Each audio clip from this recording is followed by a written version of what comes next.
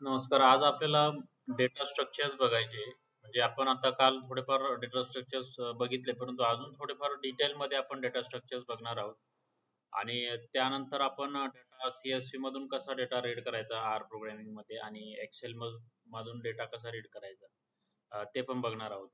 अ, ह्या साऱ्या गोष्टी घेण्याचा उद्देश असा आहे, की इथे जे आपल्याला पुढं आपल्याला डेटा वरती जे मॅनिप्युलेशन किंवा एनालिसिस करायचं आहे, त्यासाठी आपल्याला हे वेक्टर्स माहीत पाहिजे.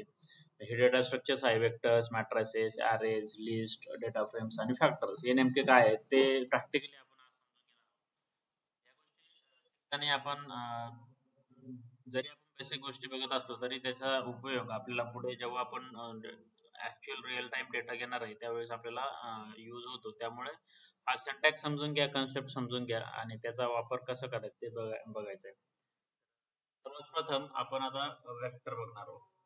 तर वेक्टर काय आहे ना, एक प्रकारचा डेटा सेट आपल्याला क्रिएट करण्याचं काम करून देतं. म्हणजे ते काय करतं ना, की आपल्याला एक न्यूमरिक वेक्टर असतात, कॅरेक्टर वेक्टर असतात आणि लॉजिकल वेक्टर असतात. 3 वेक्टर असतात.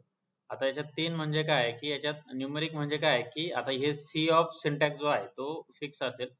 सी आणि ब्रॅकेटमध्ये मग त्याच्यात जे काय डेटा असेल तो ते द्यायचा आपल्याला.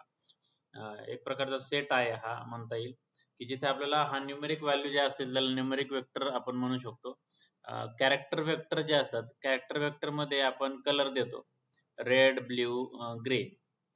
तर हे जे चौकोन दिसत आहेत कलरचे ते हे व्हिज्युअल स्टुडिओ मध्ये कोड केल्यामुळे दिसत आहेत, त्याच्यामुळे त्याच्याकडे लक्ष द्यायचं नाही आपल्याला. ते काही टाईप करावं लागत नाही किंवा हे करावं लागत नाही, परंतु फक्त आपल्याला लिहिताना रेड लिहायचंय, ब्ल्यू लिहायचंय आणि ग्रीन लिहायचंय. असे हे जेव्हा आपण कॅरेक्टर वेक्टर देतो त्यावेळेस ते आपण या व्हेरिएबल मध्ये स्टोअर करतो. आणि लॉजिकल वेक्टर मध्ये म्हणजे जे काही आपल्याला ट्रू फॉल्स व्हॅल्यू ज्या असतात त्या. आता हे केल्यानंतर आता सध्या आपल्याला याला रन याला जर प्रिंट करण्याचा प्रयत्न केला आपण, तर प्रिंट केलं तर आता बघा हे जे आहे ऑपरेशन्स आपण आता हे 3 क्रिएट केले, त्याच्यावरती ऑपरेशन्स करतोय आपण. ऑपरेशन्स काय करतोय आपण, तर सम वेक्टर करतोय. म्हणजे हे जे आहे याच्यात आपण 2 ऍड करतोय, म्हणजे प्रत्येक व्हॅल्यू मध्ये 2 ऍड करतोय न्यूमेरिक वेक्टर मध्ये. आणि हा रिझल्टंट वेक्टर जो आहे ज्याच्यात आपण हे लॉजिकल वेक्टर आहे. आता टेक्स्टच्या याच्यात काय आपल्याला काय करता येत नाही, परंतु हे बुलियन ज्या व्हॅल्यू असतात ट्रू आणि फॉल्स त्याच्यात आपण अँड ऑर हे फंक्शन वापरू शकतो. मग हे अँड ऑर फंक्शन वापरायचे असेल तर आपण हे अँड फंक्शन जे आहे ते यूज करू शकतो. हे लॉजिकल वेक्टर आणि मग त्याला अजून एक सेट जो वेक्टर आहे तो ऍड केलेला आहे, फॉल्स फॉल्स ट्रू. आणि मग त्याची जी व्हॅल्यू आली आहे, आता बघा सम वेक्टर केला, लॉजिकल वेक्टर केला. आता लॉजिकल वेक्टर इथं आहे तो ट्रू फॉल्स, जो ओरिजिनल आहे तो ट्रू फॉल्स. आणि जो रिझल्टंट वेक्टर आहे, हा रिझल्टंट वेक्टर आहे काय करतोय तो एक्झिस्टिंग जे वेक्टर आहे त्याच्यात ऍड करतो. म्हणजे true false, false true, true true असे ऍडिंग होतात. म्हणजे 1 0. आता हे लॉजिकल जे तुम्हाला ट्रूथ टेबल असतात ते तुमचे कधी झाले असतील तर तुम्हाला माहित असेल, आणि हे कसे वर्क होतात त्यानुसार त्याचं ऑपरेशन्स होत आहेत आणि मग त्याच्यानुसार याचं फॉल्स फॉल्स ट्रू हे आलेले आहे. तर अशा पद्धतीने एवढे ऑपरेशन्स आपण करू शकतो. वेक्टर एकदा क्रिएट केला की त्याच्यावरती आता हे वेक्टर तुम्हाला 3 टाईप लक्षात राहून द्यायचे, न्यूमेरिक वेक्टर, कॅरेक्टर वेक्टर आणि लॉजिकल वेक्टर.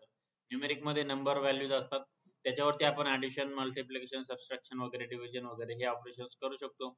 कॅरेक्टर वेक्टर जे असतात, कॅरेक्टर वेक्टर मध्ये स्ट्रिंग टाईपचा डेटा असतो, त्याच्यात आपण काही ऑपरेशन्स जनरली करू शकत नाही, परंतु ते ऍज अ रेफरन्स म्हणून किंवा ऍज अ डेटा अनालिसिस साठी आपल्याला लागतात, त्यावेळेस आपण क्रिएट करू शकतो. लॉजिकल वेक्टर मध्ये बुलियन व्हॅल्यूज असतात ट्रू फॉल्सच्या, त्या आपल्याला द्यावं लागतात. त्याच्यावरती आपण एम्परसँड, अँड चे फंक्शन्स अप्लाय करू शकतो. तर एवढे ऑपरेशन्स आहेत. आणि त्यानंतर आपण अजून काही करणार आहोत की याला सॉर्ट करू शकतो आपण. आता कॅरेक्टर वेक्टर जो असतो त्याला आपण सॉर्ट करू शकतो. त्यासाठी कोणतं फंक्शन आहे, सॉर्ट आणि मग त्याच्यात ब्रॅकेट मध्ये हे कॅरेक्टर वेक्टर हे द्यायचे. आणि हे दिल्यानंतर मग तुम्हाला जो डेटा आहे की आता आपल्याला याला जर रन केलं तर आता बघा ब्ल्यू, ग्रीन, रेड. आता आपला देताना आपण काय दिलं होतं, रेड, ब्ल्यू, ग्रीन. पण जेव्हा आपण सॉर्ट केला तर तो अल्फाबेटिकली सॉर्ट होतो. तर अशा पद्धतीने हे सॉर्ट करतोय आपण. त्याच्यानंतर कॅरेक्टर वेक्टर ऍक्सेसिंग एलिमेंट, एखादा एलिमेंट आहे की आपल्याकडे हा पूर्ण वेक्टर आहे आणि त्याच्यातून कोणता तरी एखादा एलिमेंट आपल्याला ऍक्सेस करायचा आहे किंवा रीड करायचा आहे. तर आपण काय करू शकतो आता इथं बघा, character vector of one ऍक्सेसिंग the first element. Character vector आता वन म्हणजे काय की पहिला एलिमेंट ऍक्सेस करायचा म्हणजे जो रेड एलिमेंट आहे तो डिस्प्ले मल्टिपल करायचा असेल फर्स्ट आणि थर्ड, तर मग असं आपल्याला हे ब्रॅकेट मध्ये स्क्वेअर ब्रॅकेट मध्ये सी ऑफ 1,3 म्हणजे तीन फर्स्ट आणि थ्री डिस्प्ले करा. हे जर केलं तर आता इथे तुम्ही बघू शकतात की फर्स्ट एलिमेंट इथे बघा कॅरेक्टर वेक्टर 1 आहे, तो जो आहे तो रेड आहे, आणि 1 आणि 3 आहे, 1 आणि 1 नंबर आणि 3 नंबरचा कोणता आहे तर रेड आणि ग्रीन आहे. आणि आता अजून एक शेवटचा पॉइंट आहे की ज्याच्यातला एखादा आयटम चेंज करायचा असेल म्हणजे ह्या एखाद्या ह्याच्यात तुम्हाला एखादा पर्टिक्युलर आयटम चेंज करायचा असेल तर ते कसं करू शकतो, तर त्यासाठी कॅरेक्टर वेक्टर ऑफ वन म्हणजे पहिला जो एलिमेंट आहे त्याला आपण काय करू शकतो, असं हे चिन्ह देऊन आपण डायरेक्टली त्याला असाइन करू शकतो. मला हा येलो करायचा आहे आणि मग जर याला मी प्रिंट केलं तर शेवटी बघा तुम्ही आता रेडच्या जागी काय आलेलं आहे, रेड येलो ब्ल्यू ग्रीन. म्हणजे अगोदर आपला तुम्ही बघशाल की इथे आपला रिझल्ट जो होता, आपला जो वेक्टर कॅरेक्टर वेक्टर क्रिएट केलेला आपण तो रेड ब्ल्यू ग्रीन होता, पण पहिला आयटम म्हणजे इथे मला काय करायचं येलोने रिप्लेस करायचं. तर मग मी इथे हा येलो ब्ल्यू ग्रीन असं आपण दिलेलं आहे. तर अशा पद्धतीने आपण ह्या गोष्टी करू शकतो जिथं आपल्याला येलो म्हणजे कोणताही आयटम आपल्याला चेंज करता येतं. तर अशा पद्धतीने काही बेसिक ऑपरेशन्स आहेत जे आपण वेक्टर वरती करू शकतो. वेक्टर मध्ये स्ट्रिंगचा डेटा असू शकतो, नंबरचा डेटा असू शकतो, बुलियन डेटा असू शकतो आणि मग त्याच्यावरती आपण सम करू शकतो वगैरे ते ऑपरेशन्स परफॉर्म आपण करू शकतो. तर ह्या सर्व गोष्टी इथं वेक्टर मध्ये आहेत. त्यानंतर आता दुसरा जो आहे तो मॅट्रायसेस. आता मॅट्रायसेस म्हणजे जे तुम्हाला मॅथेमॅटिकल मध्ये मॅट्रायसेस असतात, ते मॅट्रायसेस माहिती असतील की मॅट्रायसेस कशा आपण डेटा क्रिएट करतो वगैरे. मग त्यासाठी आपल्याला मॅट्रिक्स क्रिएट करावा लागतो. कधी कधी हे मॅट्रिक्स का क्रिएट करायची गरज पडते, तर आपला नंबर फॉर्मॅट मध्ये डेटा असेल, मग त्या नंबर फॉर्मॅट मध्ये डेटा जेव्हा आपण घेतो तेव्हा त्याच्यात आपल्याला बरेचसे जे काही डेटा आहे तो आपल्याला इन्सर्ट करावा लागतो. मग त्यासाठी आपण ते ऑपरेशन्स घेऊ शकतो. तर त्यासाठी आता पहिल्यांदा आपल्याला करायचं आहे की मॅट्रिक्स क्रिएट करायचं आहे. मग माय मॅट्रिक्स हे व्हेरिएबल आहे, हे असाइनमेंटचं ऑपरेटर आहे. आणि त्याच्यानंतर मॅट्रिक्स, मॅट्रिक्स हे फंक्शन आहे. ते काय सांगतं की आता पहिला जो डेटा आहे म्हणजे व्हॅल्यू काय टाकायची 1 to 9 आहे, 1 to 9 रेंज मध्ये काही व्हॅल्यू टाका. नंबर ऑफ रोज किती आहे 3 आहे. म्हणजे जर याला जर मी प्रिंट केलं आता आता याला मी क्लिअर करतो आणि जर याला मी प्रिंट केलं तर आता बघा 1 to 9 हा एक मॅट्रिक्स जनरेट झालेला आहे. 1 2 3 4 5 6 7 8 9 हे जनरेट झालेले.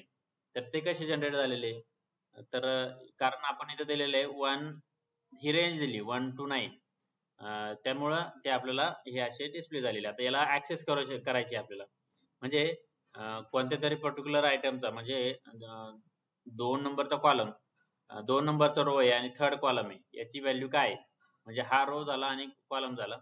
तर ती फाइंड आउट जर करायची असेल तर आपल्याला काय करायचंय, 2 नंबरचा रो म्हणजे 2 नंबरचा रो कोणता आहे, हा 2 नंबरचा रो आणि याच्यात तिसरा कॉलम, याच्यातला तिसऱ्या कॉलमची 2 नंबरच्या रो ची व्हॅल्यू ही जी आहे ती 8 नंबर, त्यामुळे हा रिझल्ट आलेला आहे. तर अशा पद्धतीने आपण हे करू शकतो.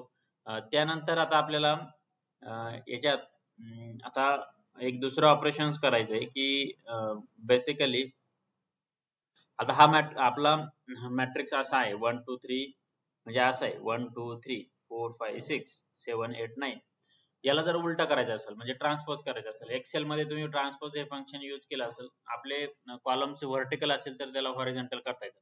सिमिलरली इथे एक टी म्हणून फंक्शन आहे, T of my matrix. T of my matrix जर केलं तर याच्याच ऑपरेशन्स काय होतात की इथे 1 2 3 होता उभा, 1 2 3 4 5 6 7 8 9, हे कसं होतं इथं आडवा होऊन जात होतं 1 2 3 4 5 6 7 8 9 म्हणजे जर तुमचं व्हर्टिकल कॉलम्स असतील तर त्याला हॉरिझॉन्टल करायचं असेल तर हे टी ऑफ फंक्शन जे आहे ते यूज करायचं टी ऑफ माय मॅट्रिक्स. आणि त्याच्यानंतर आता या मॅट्रिक्स वरती काय ऑपरेशन्स परफॉर्म करू शकतो. लेट्स से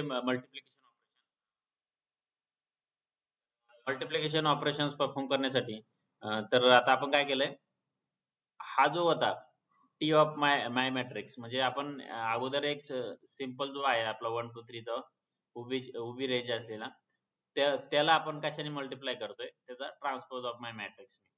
तर अशा पद्धतीने आपण ह्या गोष्टी करू शकतो. आता या ट्रान्सपोज ऑफ माय मॅट्रिक्सच्या ऐवजी आपण एखादा नंबर पण देऊ शकतो, त्यानुसार आपण मल्टिप्लिकेशन वगैरे करू शकतो.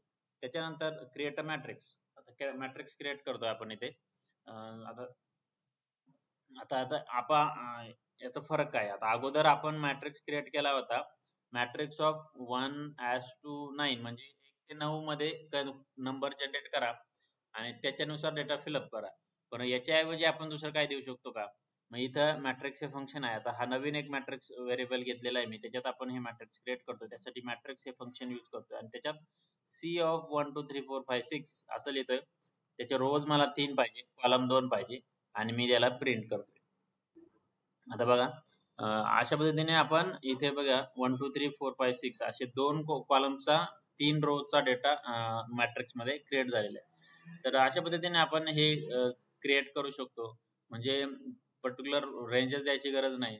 कोणताही डेटा जर असला तर आपण असा मॅट्रिक्स मध्ये कन्वर्ट करू शकतो. फक्त इथं लक्षात घ्यायचं की n रो आणि n कॉलम. रो किती पाहिजे तुम्हाला, कॉलम किती पाहिजे, 3 आणि 2 अशा पद्धतीने जर दिलं तर आपला हा डेटा तसा क्रिएट होईल. तर अशा पद्धतीने ही मॅट्रिक्स आहे, जिथे आपल्याला मॅट्रिक्स मध्ये काय काय ऑपरेशन्स करता येतात आणि कसं ऍक्सेस करू शकतो वगैरे या गोष्टी करता येतात.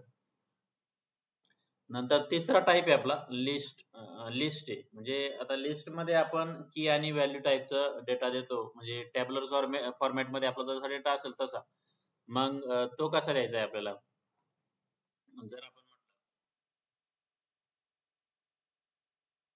लिस्ट, आता मी काय करतोय आता इथं क्लिअर करतो. आता इथं काय केलेलं आहे, लिस्ट हे फंक्शन यूज केलं होतं. आता मॅट्रिसेस मध्ये तुम्हाला सांगितलं मी मॅट्रिक्स हे फंक्शन आहे, लिस्ट मध्ये लिस्ट हे फंक्शन आहे. हे लिस्ट फंक्शन आहे. मग त्याच्यात आपण नेम, आता मॅट्रिक्स मध्ये बघा मॅट्रिक्स फक्त आपले नंबर्स असतात, परंतु इथं आपण कस्टमाइज कॉलम्स क्रिएट करू शकतो. जसं नेम काहीतरी व्हॅल्यू द्यायची, एज ती व्हॅल्यू, कलर्स असे वेगवेगळे 2 3 कलर. या पद्धतीने जर केलं आणि याला जर प्रिंट जर केलं तर आता बघा माय लिस्ट आलेली आहे. त्याचा पहिला आयटम जो आहे तो रमेश आहे, सेकंड आहे तो एज आहे, एज मध्ये आणि कलर्स मध्ये आहे तो रेड आणि ग्रीन. अशा पद्धतीचा हा डेटा आहे. आता याच्यात काय काय ऑपरेशन्स करू शकतो आपण. आता पहिल्यांदा आपल्याला ऍक्सेस जर करायचं झालं म्हणजे पर्टिक्युलर व्हॅल्यू, तर आता व्हॅल्यू जर क्रिएट करायची जर झाली की आता माय लिस्ट डॉलर एज असं जर दिलं तर तुम्हाला ह्या ज्या लिस्ट मधला आहे एज ची जी व्हॅल्यू आहे ती येणार आहे. ती कशी येणार आहे बघा, माय लिस्ट एज जे आहे ते 30 आलेली आहे आणि जो दुसरा जो आयटम आहे कलर्स मधली दुसरी व्हॅल्यू, हा जो कलर आहे, कारण हे झालं एक वेक्टर. वेक्टर मध्ये 2 आयटम आहे, त्याच्यातली मला दुसरी व्हॅल्यू काढायची म्हणून इथं जायला आलेलं आहे ग्रीन आलेले. तर अशा पद्धतीने हे आलेले तर त्याच्यानंतर आपण मॉडिफाय करायचे. म्हणजे आपली ही लिस्ट क्रिएट केलेली, परंतु मला काय ऍड करायचंय. तर मग एज मला काय अपडेट करायचंय 30च्या ऐवजी मला 31 करायचंय. सॅलरी एक कॉलम ऍड करायचा आहे, मग त्यासाठी मी हा salary adding a new element असं म्हटलेलं आहे.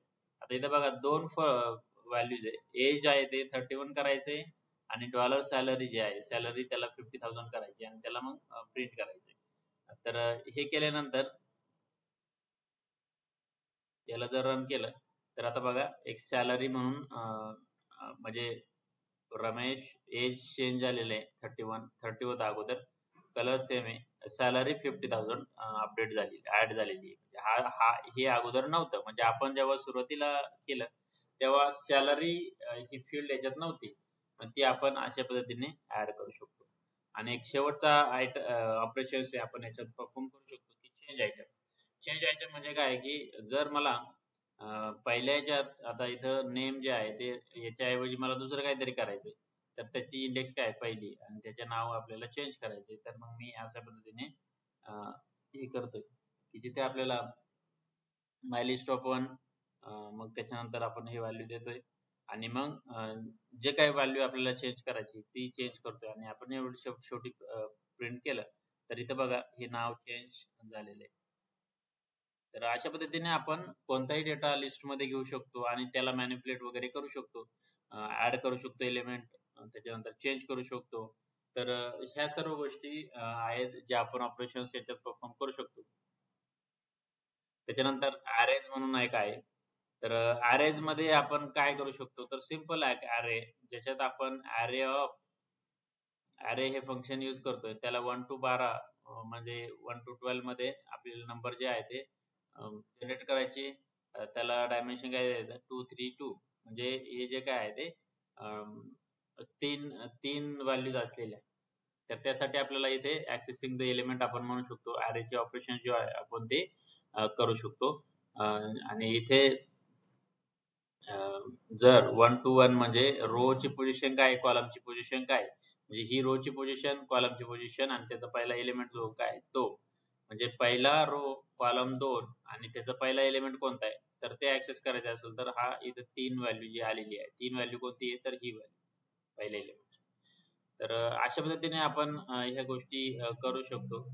याला जरा इथं फक्त प्रिंट केलं. आता बघा अरे कसं क्रिएट झालेलं आहे. 1 ते 12 मध्ये दोन रो जे आहेत ते प्रिंट झालेले 1 2 3. आता इथं बघा 1 3 5 2 4 6 असे वेगवेगळे, म्हणजे फर्स्ट सेकंड आणि थर्ड अशा पद्धतीने हे अरे क्रिएट झालेले आणि ते आपण इथे डिस्प्ले केलेले.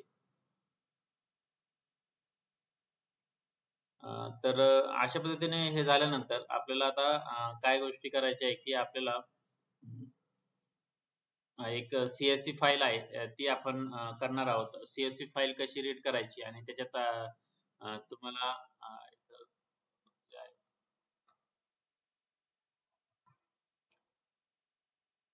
तर CSV फाईल रीड करण्यासाठी तुम्हाला मी आता एक फाईल